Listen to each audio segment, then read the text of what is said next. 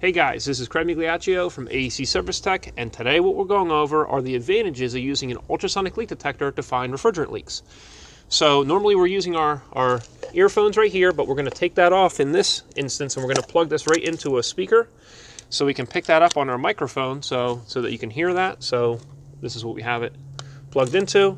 This is an R22 system, and it has about 71 PSI, and that's because the R22 is surrounded by 40-degree air. It's 40 degrees outside right now. So it's a very low pressure right here.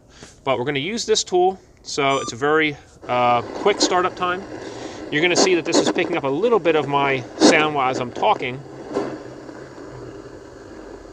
And now you see it's not picking anything up at all. But as we move down, we're going to find where our refrigerant leak is.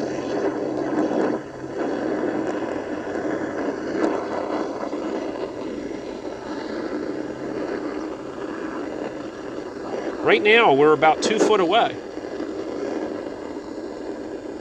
So we're pretty far away right now. So if we point it this way, you don't see anything there. You don't see anything there. And there you hear it. So this tool can pick up a leak from a far distance away, potentially, depending on how the escaping gas is exiting through the tubing, through the leak joint. It's preferable when you have, say, oil all through the inside of the tubing and that escaping refrigerant comes through there and makes a squealing noise.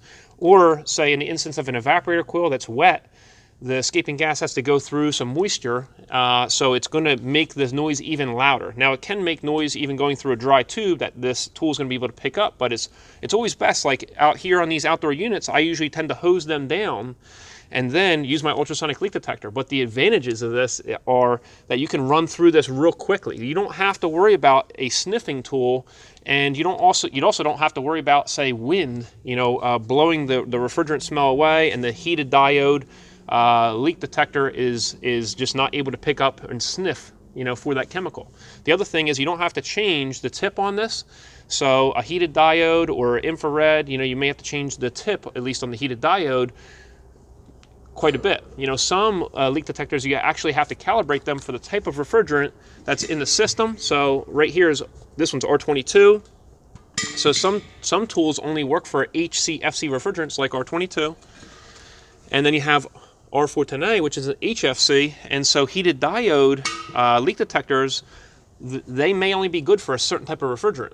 But the tool like this is going to hear the noise of the escaping gas, regardless of what refrigerant or if it's nitrogen. You can just have a nitrogen pressure test on this, and we'll still hear the refrigerant leak. So that's all great. As well, you just have a regular battery that you can use for this, so you don't need any special battery for that tool. And so, if you were going to use, say, a refrigerant dye, so for leak detection, you're going to have to put this in first, and then you're going to have to wait for this to cycle through the whole system. Then you're going to have to come back and then search around visually, for where the leak is. But with the ultrasonic leak detector, it doesn't matter, what type of refrigerant it is or whether you're using nitrogen. You can just go right around and check for leaks. You can do it very quickly. And if you have an equipment room that's saturated refrigerant, the tool's not going off. It'll still just be able to pinpoint where that leak is. So that's why I really rely on this tool. I have a bunch of other videos down in the description section below that you can go ahead and check out there. And what I'm going to do is I'm going to take you in for up close image. And so we are listening for it with this tool. I'm going to put a little bit of bubble leak detector on the joint, and so you can see the bubbles as well, and you'll also see our pressure gauge. Now we're up close, and you can see our low pressure right here. It's really not high at all. It's right about 71 psi-G. And what I'm going to do is I also have our fan here to replicate wind, so you can see how that affects or doesn't affect the tool. We're going to go ahead and turn it on. So there's our leak.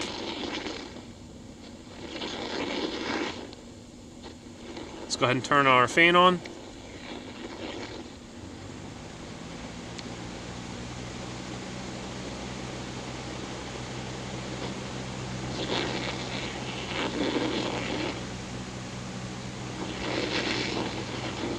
So now let's go ahead and take it in for an up-close image of the actual leak.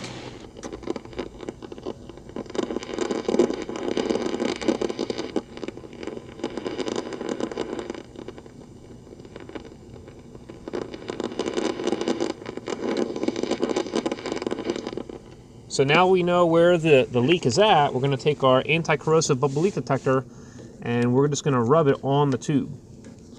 So in this case we're using Big Blue, but we want to make sure that we're using a good bubble leak detector so that we can see the bubbles forming.